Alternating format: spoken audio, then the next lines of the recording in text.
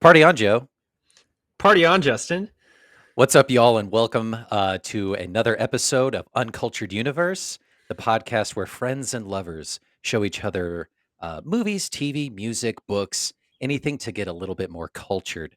I am your excellent host, Justin, and with me in the totally gnarly and bogus uncultured seat is Joe. Welcome. I just want people to know Justin pulled this wig situation on me 30 seconds before we started. Last second. And I looked around for a blonde wig, and we ultimately decided that I would be the Rob Lowe in this situation, even though spiritually I'm Garth in this partnership. Absolutely, yeah. Which is no big deal. It's no bummer to me or anybody else. It's all good. If you couldn't glean what we're doing today, today we're going to be diving into the nostalgic and grungy world of the early '90s with the Mm. SNL skit turned hit feature film Wayne's World from 1992. Um, Possibly one of the most or more popular SNL skits turned feature films. Like, this is like kind of the one, right? Even had a sequel. Yeah, we will get into those bits of information here. But yeah, so we are in a brand new month. We're in June. Happy Pride, y'all. And what better way to celebrate Pride than just go full in and talk about SNL? Uh, this has been like a happy kind of kismet moment. We kind of talked and skirted around some semblance of SNL stuff before in the past. And I think just on an off chance text couple months ago, I asked Joe if he'd ever seen Wayne's World, and he said no. And he volleyed back with another movie that I had never seen. That's also I don't think you meant it to be an SNL related. We both were just kind of like throwing out options, and I think we both realized at the same time that we had just throw out two like movies that came from SNL skits, and we Yeah, immediately were like SNL miniseries, SNL miniseries. we're doing it, baby. First out the gate, we're jumping in with this movie, Wayne's World. Joe, you had never seen it. 1992, you were nothing on the world, not a blip. It was negative numbers. Negative numbers, but a twinkle. And I was only like a commanding 5 years old. Oh Um, God. but I do remember when this movie came out. Um, I definitely didn't see it in theaters, but I remember seeing it on TV shortly thereafter. And specifically coming with it was Queen, my introduction to Queen. Um, this movie giving me my first taste of Bohemian Rhapsody. And, a fun little fact is that because of this movie, that song did better than it did when it first hit the charts in 1975. It is Um, kind of like one of the iconic moments from this movie. I think it's do the I need to go back and like watch the actual SNL, the Saturday Night Live skits in this case, because I'm really interested in like what they brought from the skits versus like what is actually for the movies. Obviously, yeah, like yeah, the yeah. show itself, them in the basement, is from the skits, but yeah, the Queen bit is them kind of jamming out in the car. That I did know was from this movie. Yeah. It kind of like put Bohemian Rhapsody back on the map. Yeah, let's see what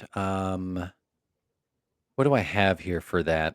It's in here somewhere in the notes. We'll stumble back across it, but it skyrocketed that song back to I think number 2, Mhm. which is way higher than it did when it debuted, That rocks. almost 20 years prior. But yeah, this movie is amazing. It's so fun and ridiculous and such a time capsule of the '90s. I'm excited to unpack it with you. So let's start with some of the parts that we normally kick around with. This movie was directed by Penelope Spheris. Some other notable films she did. I don't know if you've seen the Beverly Hillbillies or the Little Rascals or Black Sheep. So it was kind of like those tight early to mid '90s kind of like offbeat comedies. So, growing up as the homeschooler in the woods that I was, I watched the original black and white versions of the Beverly Hillbillies and the Little Rascals because Amazing. those are based on like old little shorts and TV shows. Amazing. Um, so I don't. I think I've seen the modern Little Rascals too. Modern from the 90s, yeah. Yeah, yeah, yeah, right. To 30 years ago. Um, yeah, I remember those movies too when they came out. I saw all of those. So I'm intimately familiar with Penelope Spheers's work, surprisingly. This movie was written by Mike Myers, of course, uh, Mhm. Bonnie and Terry Turner, best known for creating the sitcoms Third Rock from the Sun and That '70s Show, which they This had success later with. I mean, the movie obviously does have, like, a sitcom-y vibe. Mhm. You it's I like how, you can see, like, they had a certain amount of, a certain amount of, like, foundation from the, Saturday Night Live skits that inspired the movie, obviously. You have these characters, you have, like, what they're doing, what their traits are. And then outside of that, in order to make this a movie, you have the two central characters kind of like playing around with breaking the fourth wall and kind of doing different things in a very sitcom way. It reminded me kind of like of like a Nickelodeon show from the 90s, like a Pete and Pete type Yeah, situation where absolutely. it's like it's for kids, but they're doing some interesting stuff. It's very meta. It's very like it's not like anything you've seen before. It definitely wasn't, and it was such a like a unique kind of twist on what you would expect to see and experience from like a Wayne's World movie, Hmm. a skit, like a throwaway skit that you see every so often on SNL. Um, yeah, I love the turn that they did of like, no, we're gonna break the fourth wall and like have these characters kind of carry us along their journey while we see what's going on through their eyes, which is pretty cool. Um, yeah, I love that part about it, honestly. And it does feel like predecessors of like more modern television of like The Office or Parks and Rec or something like that, Hmm. where it's even though it's not like interview style, it is like breaking the fourth wall and like you said, sitcom kind of situations. It's a little wink at the camera. Yeah. Yeah, it's a big Um, hefty wink at the camera. But yeah, this movie was also produced by Lorne Michaels, of course. He's fronting the cash for the TV and he's going to put it in front of the big screen, baby. Of course, the creator and producer of Saturday Night Live himself, starring Mike Myers, Dana Carvey, Tia Carrera, Rob Lowe, Laura Flynn, Laura Flynn Boyle, and with several notable cameos from Meatloaf, Ed O'Neill, Robert Patrick, Alice Cooper, and Chris Farley. Stacked cast, incredible. most of my notes as I was watching this movie are just like all caps someone's name when they came on screen. Yeah. Like I have like an all caps Laura Flynn when she came on. Laura Flynn. I think I have LOL Ed O'Neill in a couple different spots. His character is so off the rails. He's like, "All right, I know exactly what kind of character I'm playing." It's like, "You are secret serial killer," and he's done. Got it. I got the character. Like the What a character. writers room for this movie was probably so fun because I mean you have so much of a base from Saturday Night Live, you really just have to like fill in the rest of the time.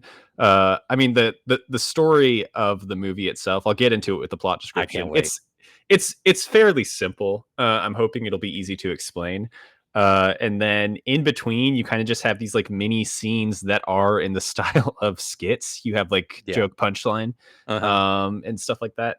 Um, yeah, it was kind of reminiscent to watching like an hour and a half long SNL skit Right, but, like, obviously, like, big like, I don't know, like, the best way to describe it is just, like, you take the TV and you just throw it outside and it's with just the there, outdoors. and it's just there. But They have the sky in this one. yeah, which is really fun and neat. So many iconic pieces, to this movie that we'll talk about in a little bit. But yeah, this movie came out on Valentine's Day in 1992. Oh, Um, Valentine's. yeah, super cool. Budget of $20 million. Box office, Joe, 183 million. Yeah. Cleaned up, dude. This is insane.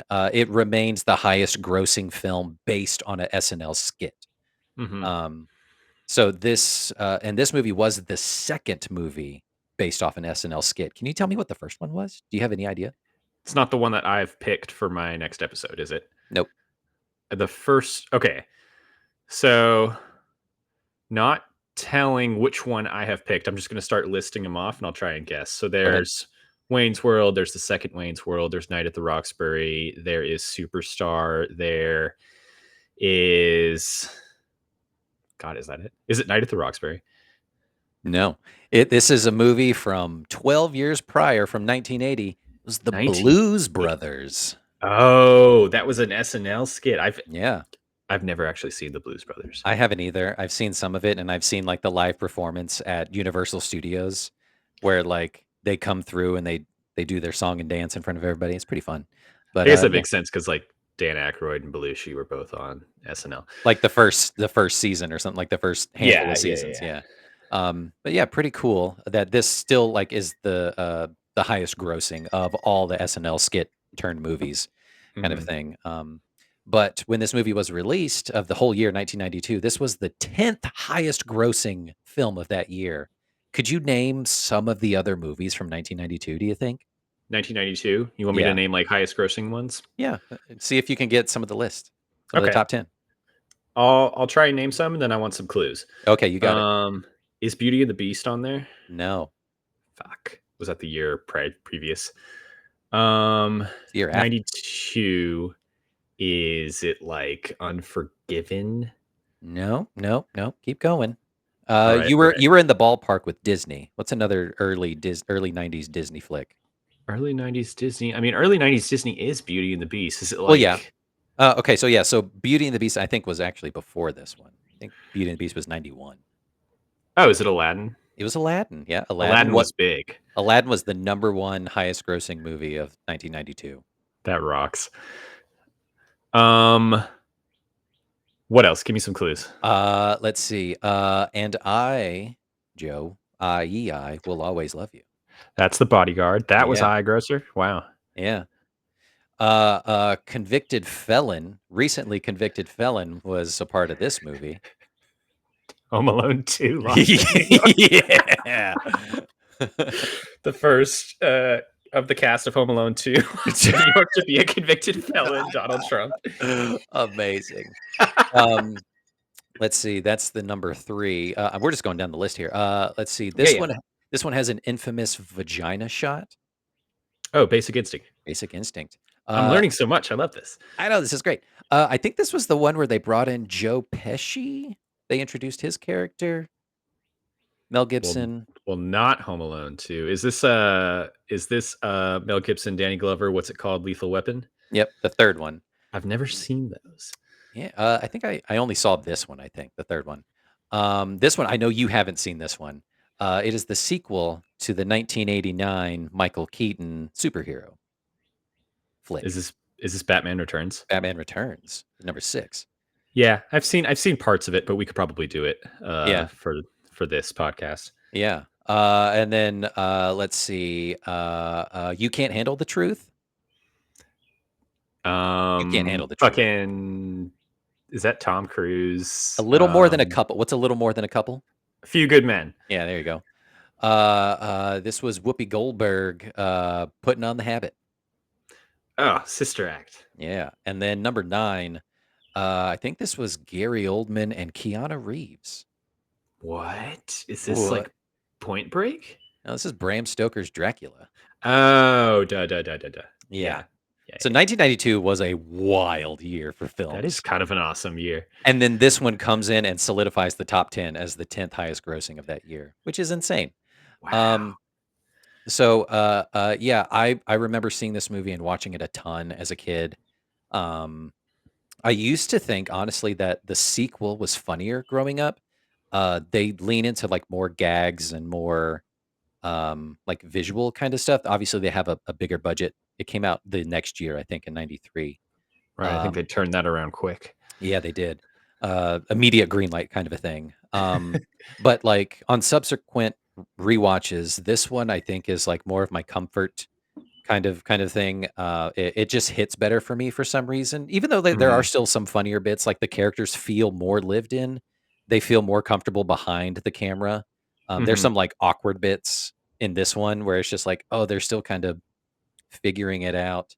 Well, Um, the yeah, it's it's kind of cool how they do it because like the movie itself feels like a movie that these characters would make. I mean, I'll do the plot description in a second. We can talk about like what's the actual concept of this movie. But like these two guys have a public access show that is like kind of weirdly high quality that they run out of their basement. They Yeah. film it with their friends, and it's kind of just like a talk show. Yeah. But And it they do a bunch of like weird segments. There's like visual gags and stuff, and like early '90s like graphics on the screen. And the movie in general, like outside of the show, has that feeling as well. I mean, there's the moment at the very end where they kind of like Scooby Doo a few different Yeah. endings and just keep on like rewinding. And they're like, okay, let's try a happy ending. Let's Yeah. try a super sad ending. Let's try a realistic ending. Yeah. Yeah, that part is so memorable to me of, like, the apocalyptic ending and the Scooby-Doo ending and the super happy mega feel good ending. Um, It just makes you feel like they wanted to like imbue these two characters as like being behind the camera in addition to being in front of the camera too. Like they're kind of like infecting this entire movie. yeah, I like how they don't, like, they reference the camera, they talk to the camera, and they're like it's like there's that one point where he's kind of, like, losing everything, and he's just like, "Oh, I'm sorry, I didn't mean to dump on you." It's like, "Hey, we're cool. We'll figure it out," you know? But, it's not like, "Hey, we have a documentary kind of a thing crew." It's Yeah. just like the camera without a head kind of a thing of just Is there. is it Ed O'Neill who like tries to talk to the camera and they're like, Yeah. It's no, like, "No, no, no, no, we only talk to the camera." only me and Garth get to do that. Yeah. When that scene starts, they come in, Ed O'Neill looks at the camera and he does this. He's just like, "Hey, over here." And the camera's just like, "Okay, yes, we'll It's follow you." so funny. And then Uh, Garth is always trying to like motion to the camera to like tell it a secret or something. so good. They're so awkward and so, like, just weird early 20s kids, which is ridiculous. Before we go any further, let's check out this trailer, and then, you can give me the plot description once you feel the essence of the movie I move gotta let through it you. flow through me. Yeah. Yeah.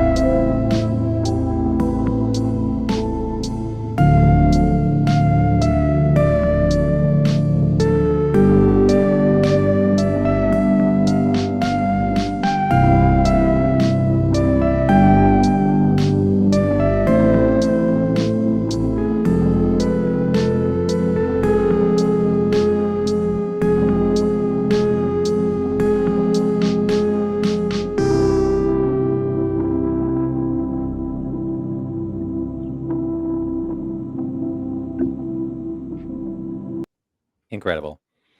So much fun. Justin, I say it every episode, but you are just like in the bag on these lo-fi. Uh I'm feeling myself with it, you know? yeah. It's you're getting better and better at it. I want to just like watch these as shorts. Like I want to display them in a museum. Can we do that? Can we go to the High Museum in Atlanta and just present them Yeah. with a USB drive of all of these and say, We like slam it down on the desk and be like, "You call will show these." Yeah. Amazing. it. Um, yeah, so now that you have felt the bohemian, rhapsody wash over you, I'm gonna give you a minute, and you're gonna give me the plot description of Wayne's World from 1992. Joe, are you ready? I'll only need 30 seconds. Okay. I'll hold it. I'll hold it to you. We'll Here you see. go. 3, 2, 1, go.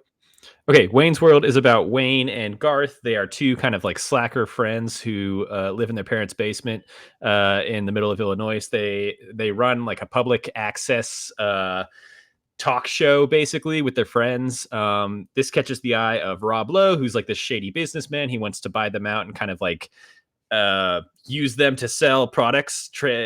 This he's like in cahoots with this like arcade person.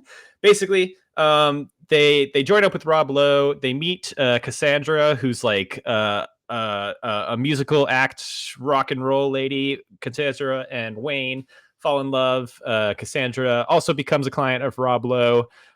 Basically, Rob Lowe tries to modernize their show, and they don't like it, and so they get away from Rob Lowe, and they basically get Cassandra on in like onto the radar of like a music producer too? Question mark. Pretty much. And there's kind of a happy ending at the end. It's great. Yeah, that's all you need. Wow, I like I'm gonna I see fell how many apart. times I I'm gonna fell see how apart many in the middle times you there. said Rob Lowe. Yeah, I really got into Rob Lowe. Well, like you said, you are embodying Rob Lowe right now. Got into my Um, own head there. he hasn't aged a day from this movie. He looks the exact same. The exact same. What a character. What a guy. Insane slicked back hair. It like that helmet is ridiculous. But let's talk about that for a second. Let's go into some of the performances of this movie, some of the standouts. I love Rob Lowe's character. He's so skeevy and greasy with obviously yes the slick back hair, not too like a stone's throw away from Patrick Bateman of American Psycho kind of style. Okay, Uh, one one of my questions here was, what is Rob Lowe's job? Who does he work for? who do you work for? I think he's kind of like a TV ad exec or Right, something like because that. he like acquires Wayne's World, the show, like he buys them or he buys like the channel that they're on or something. But then he also works with the guy who Arcade. wants to advertise his arcade, but he doesn't work for either of them. He's kind of this weird like Like third party in between puppet. them. Yeah, classic management, white guy kinda stuff of, like, Yeah. you're a struggling arcade business. You need marketing to the young kids. Hmm. Luckily, young kids I mean, it's the exact scene that, when Garth finds his daily planner, and it's like, "Thursday, find local cable access show and exploit it." Ooh, I hate to be those guys. And he's essentially just exploiting them for free advertising for this guy. He bought them for cheap kind of a thing, $10,000 maybe. Uh, He's moving stuff around. He's a money guy. he's a mover and shaker. Even Um, though, like, an arcade wouldn't be the craziest thing to advertise on Wayne's World, it feels like this relationship between the arcade could have businessman worked. and Wayne's World could have worked if Rob Lowe wasn't like an asshole. Yeah, Um, yeah. Because I it think did it did lead to one of or just the laugh out loud moment for me, which kind of came out of nowhere and I wasn't expecting it. It's Garth finally standing up to Rob Lowe's like little assistant guy and trying to convince him to like come over to their side. And Rob Lowe's name is Benjamin, and he goes, "If Benjamin were an ice cream flavor, he'd be pralines and dick." dick. Dick. It's so The good. I way love it. Dana Carvey says. Okay, let's talk about Dana Carvey for a second. I think Dana Carvey is the MVP of this movie. Yeah. He steals every scene. His line delivery, he's so lived in with this, like, on the spectrum kind of character, and he's just fucking hilarious. Every scene laugh out loud with him. Garth Algar, he's like he's a barnacle on Wayne in terms of just like always sticking with Wayne, even though he's he has his own ideas and his own like world that he's living in, but he cannot function without Wayne. He is like the ultimate sidekick in this place. Yeah.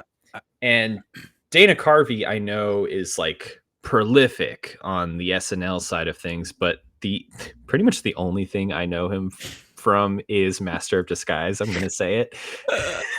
We watched that so much growing up. I could probably quote it line for line. Even though it's probably unwatchable if I went back now. I know nothing Um, of that movie except for the oh trailer where he's like a turtle and he's doing the turtle kinda thing, and it's god. absurd. We may have to add that to the list. I Master of Disguise is an insane movie. It seems like it. It's that fever pitch mid to early '90s kind of or mid to late '90s Just throw anything at the wall and see what sticks. I there was like a comedy special that I watched so much growing up of Dana Carvey's. He had a stand-up special or something on HBO, and I just remember thinking he was so fucking funny. Um, even though like by comparison, Mike Myers had the more successful career, I guess, of just like a actor, performer, that kind of a thing.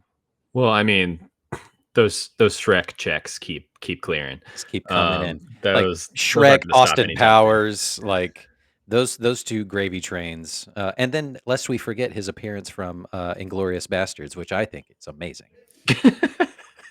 But yeah, Dana Carvey is a goddamn mastermind in this role. I love that he's just like some kind of like savant when it comes to like computer hacking. That ridiculous graphic of the satellites on his computer is just ridiculous.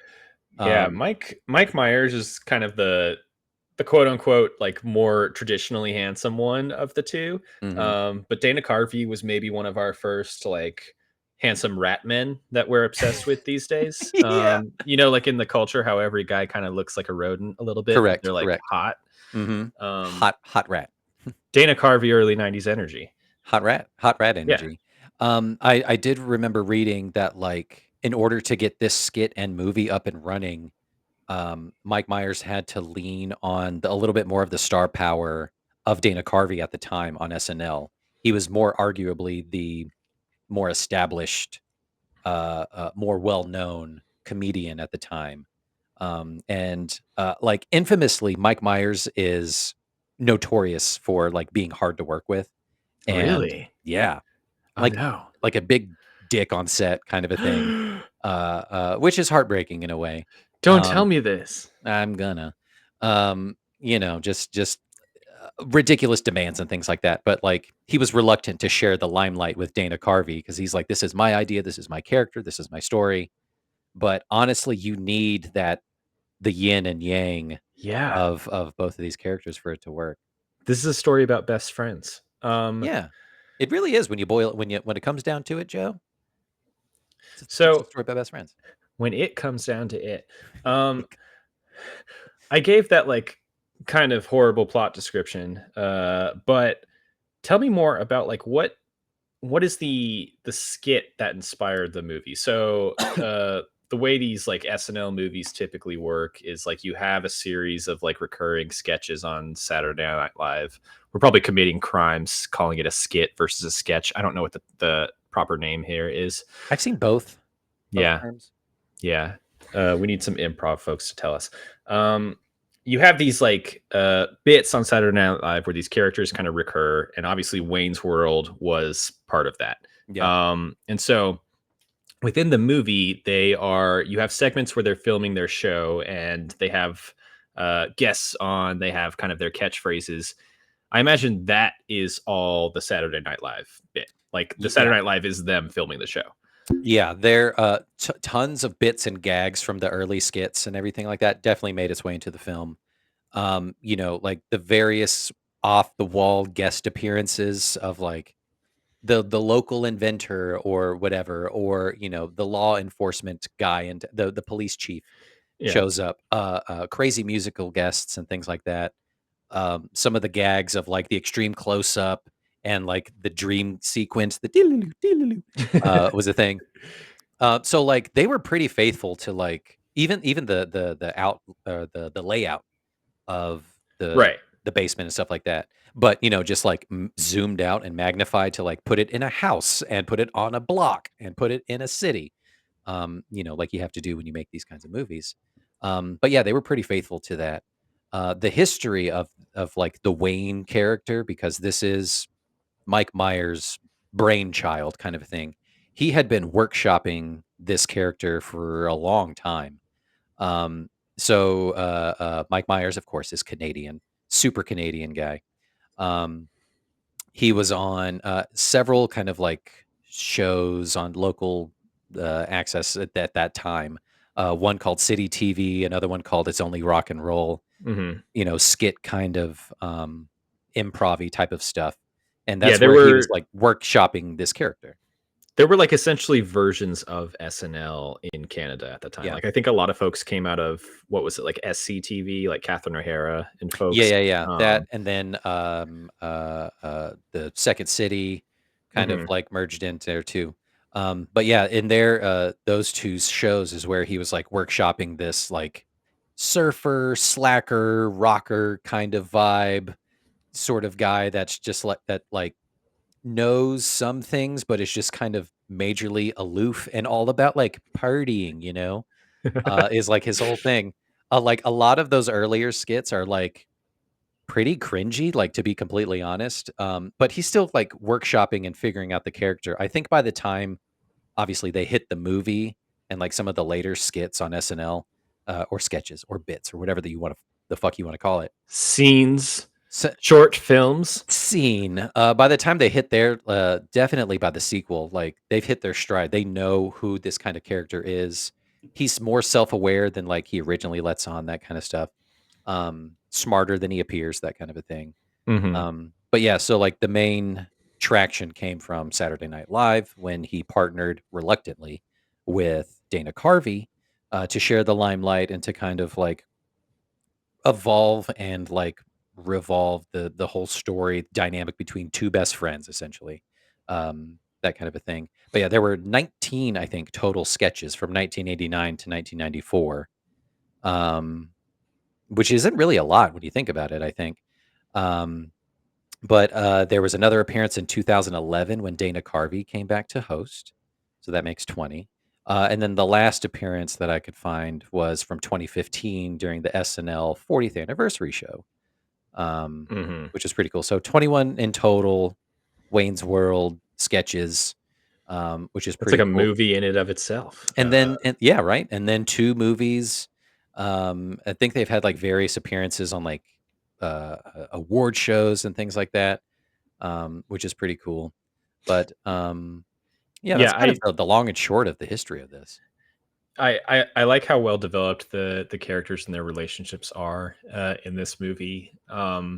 It it kind of made me think of Napoleon Dynamite in terms of like here's a slice of small town American life, and here's these like weird people we're gonna be sticking around with. But I also liked how like Wayne and Garth are kind of slackers. They don't really have jobs. They live in their parents' basements. They're doing this cable access show, but they're not like unpopular.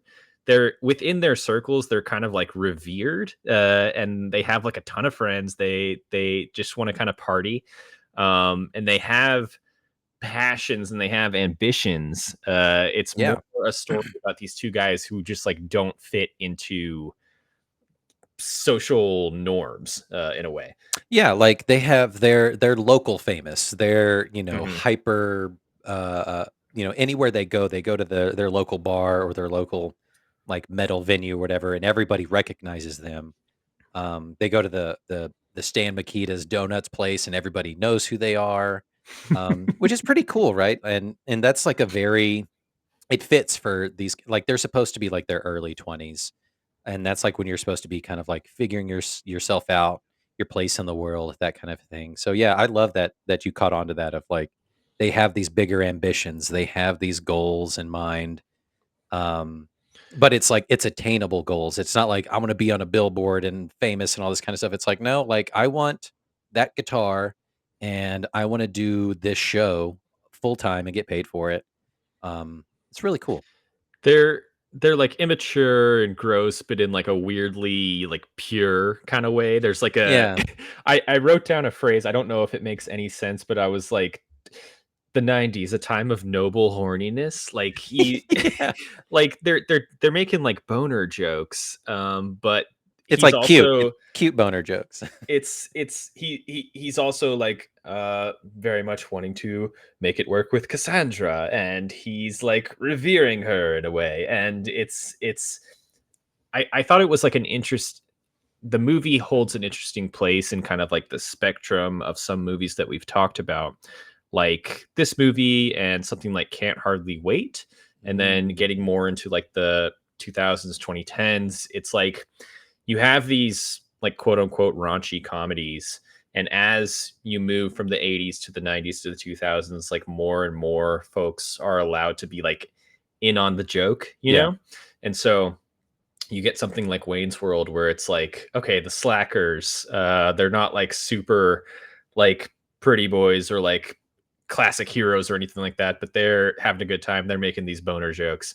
And then you get more into like Tu Wong Fu, which we've covered before, where it's like we're bringing in like homosexuality and queer culture as part of this kind of like raunch element, and then you get more into like um Can't Hardly Wait, where it's these younger characters, but the not necessarily Jennifer Love Hewitt, but like some of the female characters have more of like a voice Yeah. in that level of like teen raunchiness. I don't know. It holds a kind of an interesting place in that spectrum. Yeah, it's unique, right? It's I see it as like Canadian gentlemanly, like gentle crude comedy kind of a thing, instead Right. of like commenting directly about, the object of your affections, like body or whatever. You just like make a noise and you say schwing, and like you get it, right? But It without being too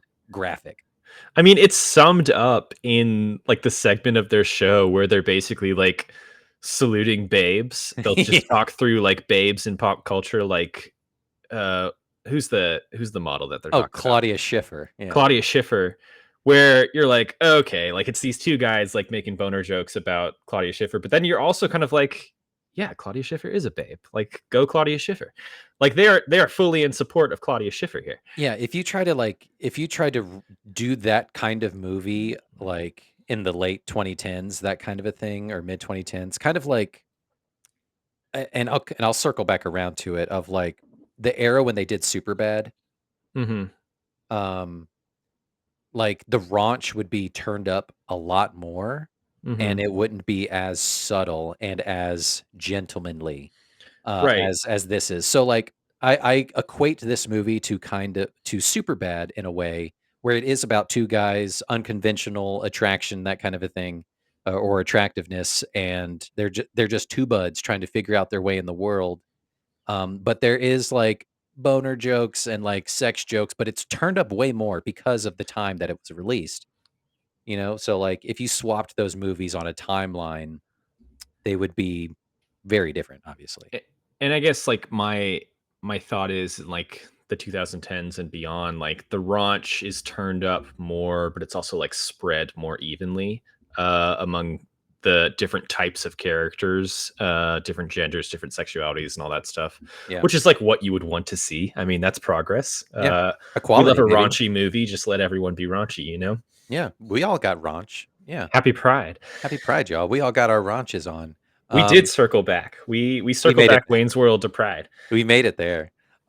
Cheers to that. I'm getting near the end of this thing.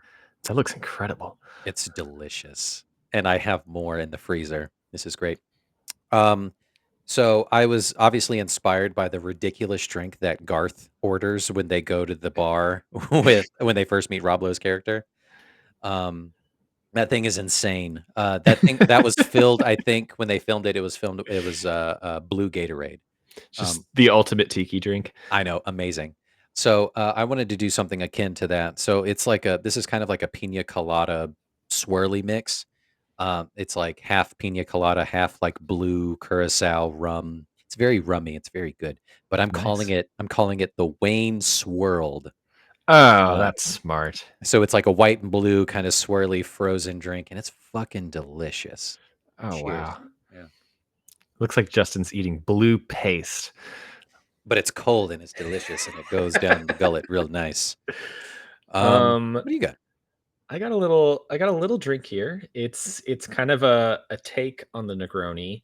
Mm. And I named it after one of the bits that happened in this movie. So there's a point in the movie where Rob Lowe has kind of started to finance them, and so Wayne and Garth and their crew of buds who do the cameras are in this like major production studio, and they're trying to figure out the concept of like 5 4 3 2 1, except you don't say the 2 and the 1. Yeah. And like there's so much back and forth around like why does the 2 and the 1 not get said? How many times do we have to practice this? You And then just don't. like Wayne and Garth like can't get it. And so what I'm calling this drink is a 5-4-3, because that's ultimately what we land on here. It is 5 parts gin, 4 Oh, parts Campari, 3 parts vermouth. amazing. That's Thank you. genius. Yeah, I love that bit so much. I don't think the 3, like, crew characters, or maybe some of them do, but I don't think all of them come back for the sequel, which sucks, because I think they're Aw. they're really fun. They're kind of like nice background pieces. They just kind of fill out the vibe of just, like, slacker dudes hanging out. You know that they all, like, work on probably work in the same restaurant as line cooks, kind of a thing, just chilling, hanging out, and then they do this TV show full time. So what can you tell me about the sequel? So like Wayne's World, the movie that we have watched, kind of ends pretty successfully. Like Wayne's got the girl, they're in the basement, and they're basically just like, "Hey, we're not going to sell out to the man. We're just going to keep producing this show, Yeah, make it art." Where do they go in the sequel? Is it Wayne's World takes Europe or something like that? it's pretty wild. I'm pretty sure yeah. He wants to marry Cassandra. That's right. So they're still together. Tia Um, Carrera comes back. Tia Carrera definitely comes back. That They rocks. finally like move out of his parents' basement, or he moves out of his parents' basement, and they have like this super rad loft. They're still doing Wayne's World full time. But then this is gonna sound so wild. He gets a vision, like dream. He gets visited by the ghost of Jim Morrison in his dream in a desert. And Jim Morrison wants him to put on a concert akin to like Woodstock. Um, Okay. and the whole premise of the movie is them trying to put on this giant concert in Aurora, Illinois, this like backwoods thing. This giant and like the whole thing is like you just book the bands and they'll show up and then all the people will come. And it's just the hilarity that ensues there. The villain is Christopher Walken. It's a good time. It's a really That's good time. That's kinda perfect. Is it more, like, musical as a movie then? Like, is it more about, like, them playing music instead of, like, producing the show? It's less about the show and more about like how do we put on this concert kind of a thing. They Yeah. have to go find an old roadie overseas. Chris Farley's character comes back. It's a good time. It's a good time.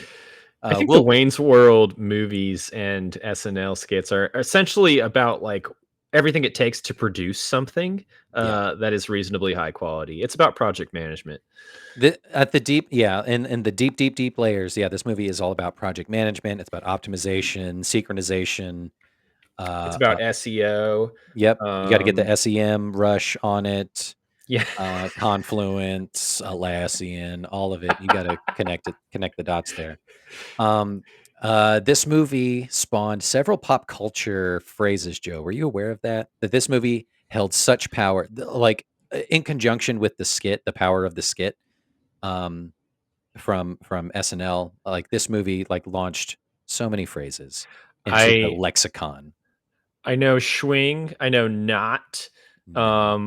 I know we're not worthy. That's like a big Wayne's World thing, Mhm. right? When they meet Yeah, Alice Cooper. yeah. Oh my god. I We'll I come back was to Alice Cooper. actually I was shocked though at a one moment. Is this the first time that's what she said was used? Yes, yes. Get out of here.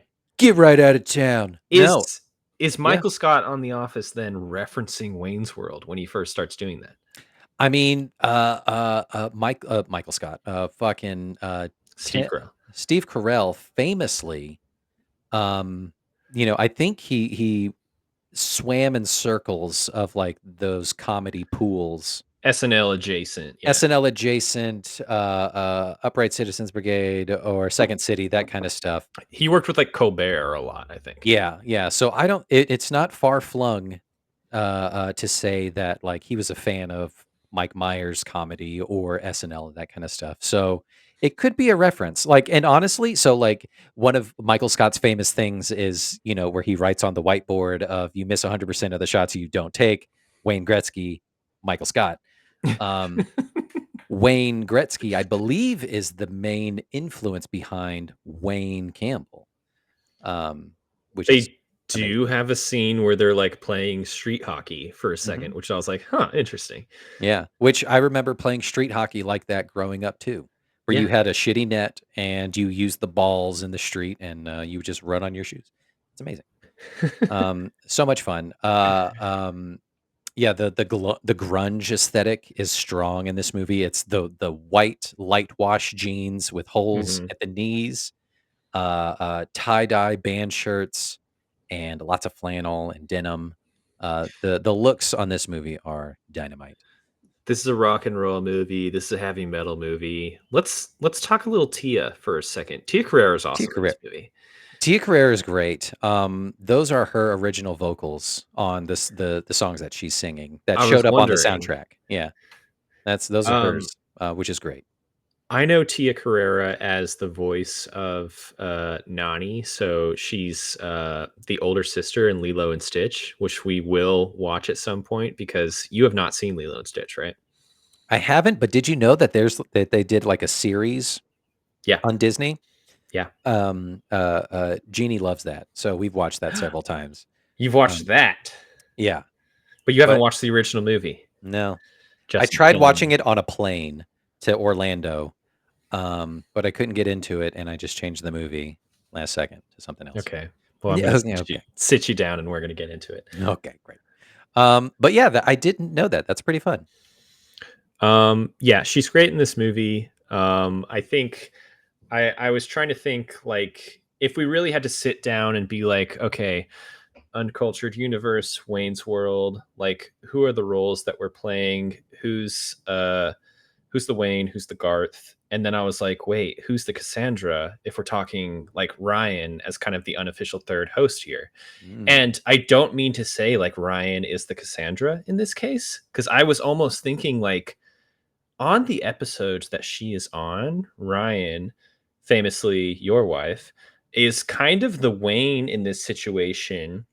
I could see you as the Garth, which leaves me as the Cassandra. What are your thoughts here? That is amazing. That is a great read. She does, command a space and Hmm. that kind of a thing. And I think you would look great in like a lingerie red top playing a Yeah, bass. yeah. This is great. Listeners, please comment on all of our social media platforms who you think is who Yeah. between Wayne, Garth, and Cassandra here. And then also hashtag Joe put it on. Put it on would be hilarious. Famous, well, not even famously. We'll put it on the socials. One year for Dragon Con, Ryan and I went as Wayne and Garth. That's why I have this wig and hat. Oh, that rocks. You Yeah. are like wearing the hell out of that wig, by the way. Oh, It's like thanks. it's part of you now. Yeah, like it once my hair would stop growing out, it'll grow down. Like the weight will take it down, and it'll just naturally do this. Is that what One day. happens when your hair grows out? Oh yeah, when my hair grows out, it grows out. It grows this way. I It's think mine does yeah. that too. Yeah, mine just gets like really tall, and then like Once it if I shampoo it at all, it gains like a foot of height. It's kind of yeah. weird. Yeah, you gotta let it just weigh itself down, let gravity do its thing, baby. I'm But just yeah, we too young and healthy, and I have too much hair. too young and healthy, I love it.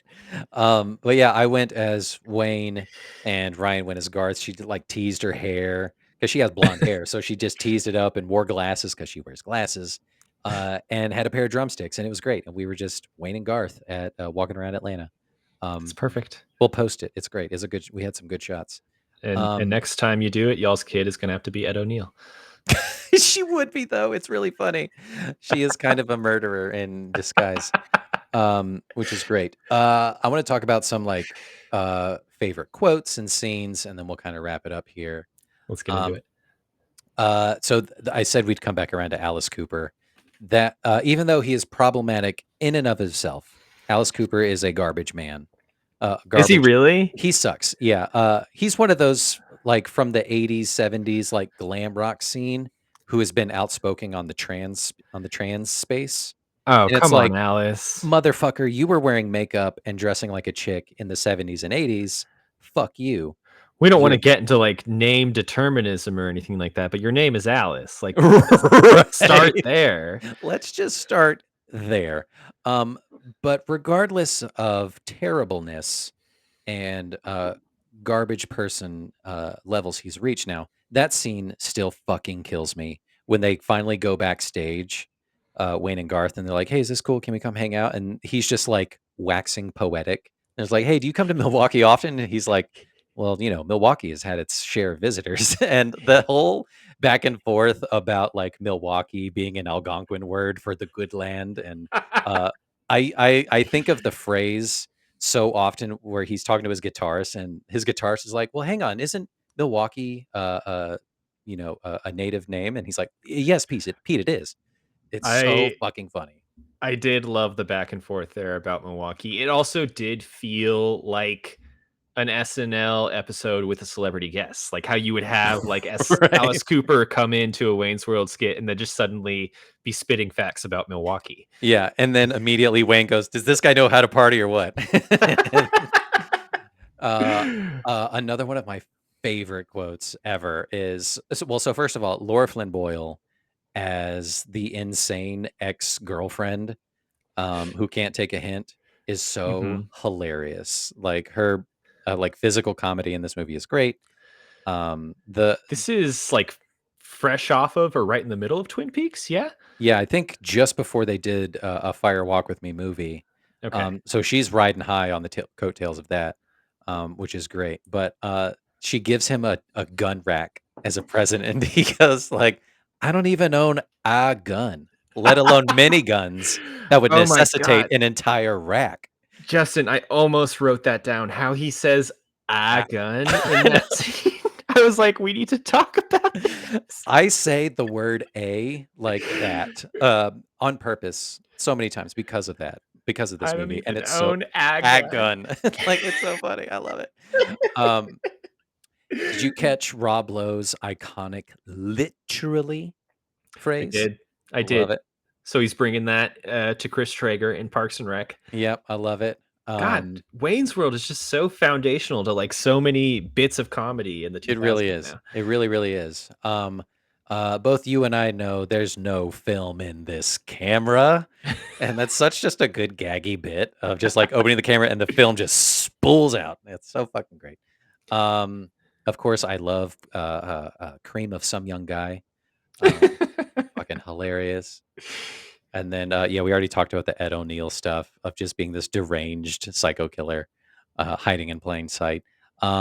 Did you scream out loud when Robert Patrick shows up as the T-1000? Oh, the T-1000. This must have been, like, prime time for that, like, right as, Judgment Day is out, right? Like, that's Still 92, riding right? high. Judgment Day was 91. So, 91. it's, like, within the year of that Yeah. movie coming out that they got Robert Patrick to be like, "Hey, can you just do this bit thing real quick?" Lauren was like, "Weird, we have an extra 100K in the budget right now. Who can we Yeah, get? what are we gonna do?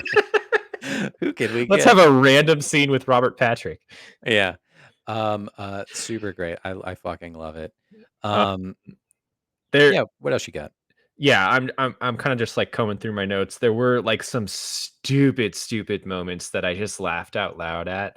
There's a moment where, um, Wayne and Cassandra are, like, meeting for the first time. They're up on the rooftop, they're flirting, and then it's revealed that, like, he's like, "Yeah, I learned a little Cantonese for you," because she is Cantonese, and so they start speaking in Cantonese, and they have, like, a conversation that is subtitled that becomes, like, more and more detailed. Like, he's saying these, like, insanely detailed things in Cantonese like it's nothing, I and then know. there's a moment the recognition that Wayne has of subtitles in this movie is so funny. Yeah. There's a moment where, like, he says, like, something that's, like, 3 words long, and the Mhm. subtitles just, like, keep on And going he's and just like, going and going, and I was like, "Oh, this is such classic '90s, but I love it." it really Um, is. and then back to, like, the Milwaukee part, there I was a little confused, and I didn't look this up, but when they first arrive in Milwaukee, the reason they're in Milwaukee is, like, they have tickets to this Alice Cooper Yeah, yeah, yeah. concert. That's when they meet Alice Cooper. They first arrive in Milwaukee, and they do this, like, montage. Is it Laverne and Shirley? Is that what they're Yes, doing? yes, Okay, yes. that's what I thought. They're essentially, like, they're they do it's, like, filmed in an entirely different way, and suddenly they're just, like, doing the opening credits of Laverne and Shirley, and then It's they're like, amazing. "Wait, what are we doing?" We have concerts at Alice Cooper, let's go. Yeah. It's so funny. Yeah, and Garth is Laverne, because he has the smock with the L on it. It's so great. They're they're in like a factory in like overalls and stuff. Yeah, it's such a it that is such a SNL thing to, like, mock an older TV show or something, like, shot for shot. I love it. Hmm. It's so funny. Oh, Uh, fantastic. yeah, a couple other fun facts, and then we'll round out here. That's actually Dana Carvey playing the drums in the music store. Dana Carvey can play drums. He's a drummer, That rocks. which is great. So fun. This was Mike Myers' feature film debut. This is the first time he was on the big screen. And Bohemian Rhapsody was almost Welcome to the Jungle. Lorne Michaels said he wanted Oh, something more current, not a it song from 20 years ago. oh, it's so much better as Bohemian Rhapsody. And Mike Myers fought him on it. He said, "I'm going to walk if we don't put this song in this movie." So they fought back and forth. But turns out filming that scene was a pain in the ass anyway, because they made him do it over and over again. That's why Mike Myers is headbanging like this, because his neck hurts so bad. Oh my He was going god. so hard in previous takes that they didn't get. That's why he's kind of headbanging in an awkward way, but super great. And Justin, I remember headbanging to this song, to Bohemian Rhapsody, with my dad in the car, and it's great. Like, that because of this rocks. movie. Because of this movie. Just a generation of kids and their fathers rocking out to Wayne's World. I love it. I love it. It's what you do. It also Uh, has to be said there's a scene in this movie where they're talking about like Wayne and Garth selling out and succumbing to product placement, and they keep saying like they won't do it as they're advertising like different products, and the way like they literally like are using a different camera lens and it looks like an advertisement for like McDonald's in the 90s, and they're it's doing so like good. Pepsi and Doritos and Reebok. Oh, I was laughing. That one's so good. The first one of just like, I won't bend to any advertiser, and then he opens up the pizza box of Pizza Hut, and it's just like, I love what they're doing here. And then It's the cap choice of a generation. yeah, and then capping off with Garth in the head to toe Reebok gear, which is so good. I love it. This movie is so iconic and so great and beloved by many. I think it transcends the SNL space, the SNL shtick of some of the other films that got turned into feature length based off skits. Um, it holds a special place in my heart just because of like the type of movie it is and the type of humor it is. Of course, the rock and roll nature about it and all that kind of stuff. I love this movie, and I'm so glad you got to experience it. Any other last minute stuff you got before we jump into Endgame? It's such a Justin movie. It is. I was pleasantly surprised by how like I don't know, like good natured it is. It's not like punching down as Yeah. much in any areas like you think it would. Um, I don't know. I I'm interested in checking out the sequel at this point. Yeah, we're gonna come back and we're gonna revisit this movie, the Wayne's World 2. We're gonna come back. We're gonna watch Scream 2 at some day. We're gonna have Uh, to spend like 6 months just like watching watching adjacent sequels. movies to all of the movies that we've covered, just to kind Yeah. of catch up. And then we'll watch A Family's Stone. We'll watch the sequel to that one, where we meet Sarah Jessica Parker's family, which will be great and hilarious. Uh, The and then Family Stones. the Family Stone. That's great.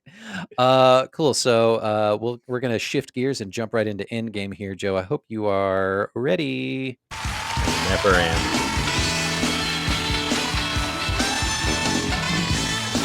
It's Joturday Night Live, starring Joe Murphy, a piece of toast. Welcoming back for his 30th season, it's Joe Murphy.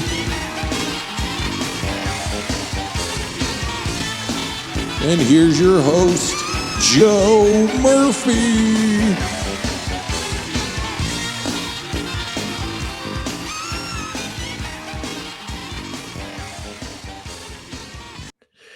So, Joe, I was originally going to do something so mean and off the wall, but Ryan said, that's not a good idea. You should do this instead. I was going to make you like do an SNL opening monologue off the top of your head and take you It, through SNL skits? it'd be okay. I could pull it off. It might not be enjoyable for everyone. But ultimately, we're going to do something else. Um, here's the layout and the only rules I'm going to give you. Joe, your buzz-in word is schwing. Your Okay. buzz-in word is schwing. Feel free to buzz in with your word whenever you'd like. Are we doing like an improv thing? Let's get started. Joe, when I was debating doing this movie for the podcast, I was a little uncertain at first. But after a while, I said to myself, just do it. I mean, there's nothing holding me back. This is our podcast. We can do whatever we want. No rules, just right.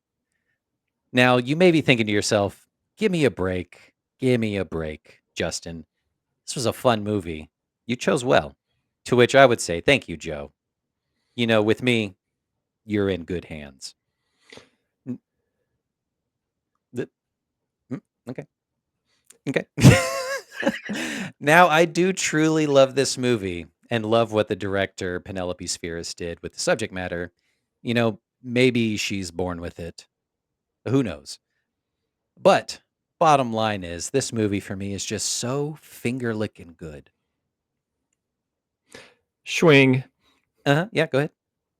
Justin, one thing I can really appreciate when we're making a show like this is that your audio comes through crystal clear in these Bose headphones that I have. Bose noise canceling headphones. Now available on Amazon.com. Um, I just Alexa, wanted to order I Bose just wanted headphones. to I just wanted to let you know that. Oh, great, great, good. Uh, so it obviously holds a lot of nostalgia for me, this movie, and it feels, instantly transportative to the simpler times of the '90s. All I can think of when I watch this movie is, man, I'm loving it and having a great time. Mhm.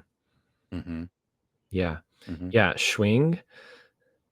Um, the one thing I was missing from Wayne's World while watching it, and it's really just like sat in my craw this whole entire time, is that they didn't really have the meats, and I really prefer a movie that tends to have the meats, as it were. You want them to say, Um, "We have the meats" of the movie.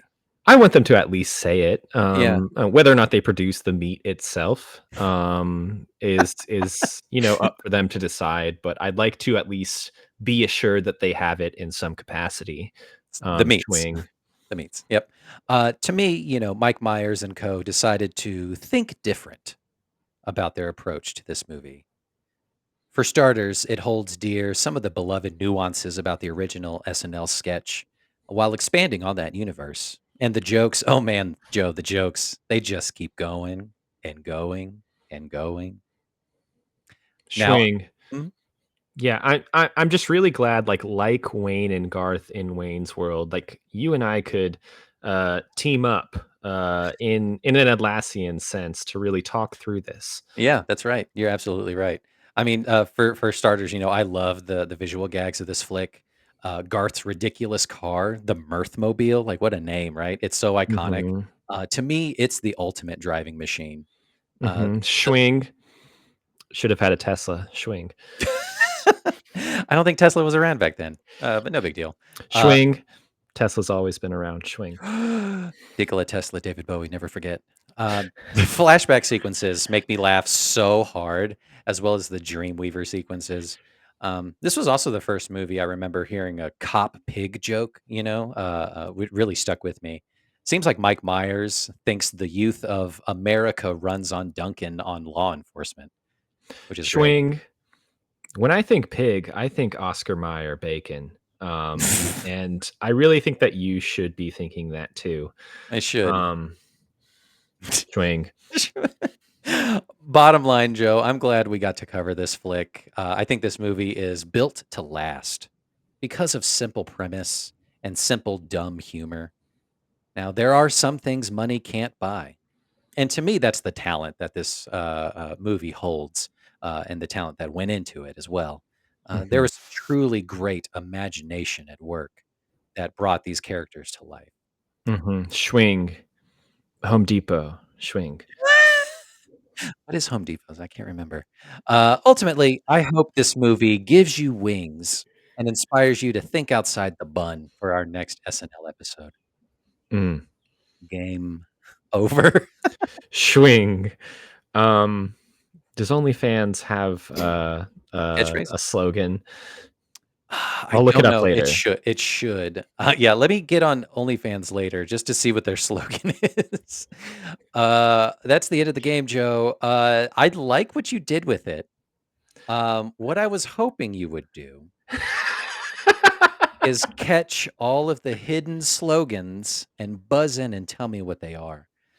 Oh, that's what you wanted me. I turned this into like an insane improv moment. Hey, it's all good. That's what we do. That's why we keep rolling, baby.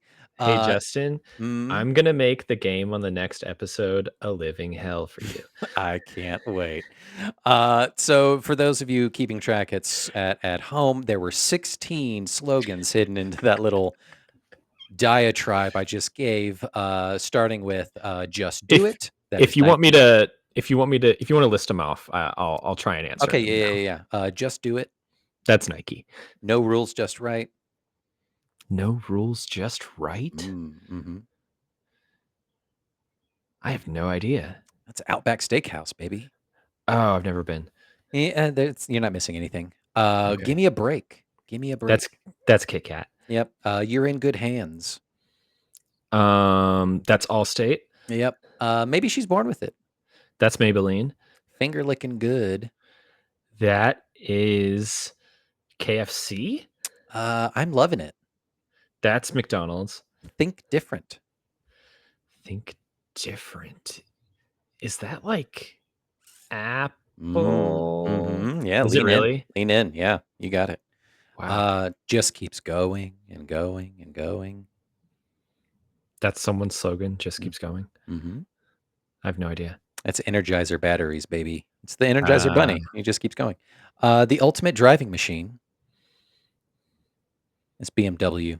Tesla. Tesla again. We're not sponsored by Tesla. Could you imagine the garbage people we would be? Oh, America runs on Dunkin'. I think that's Panera. Starbucks.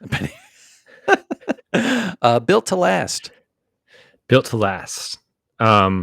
Tesla. Close. It's Ford. There are some things money can't buy.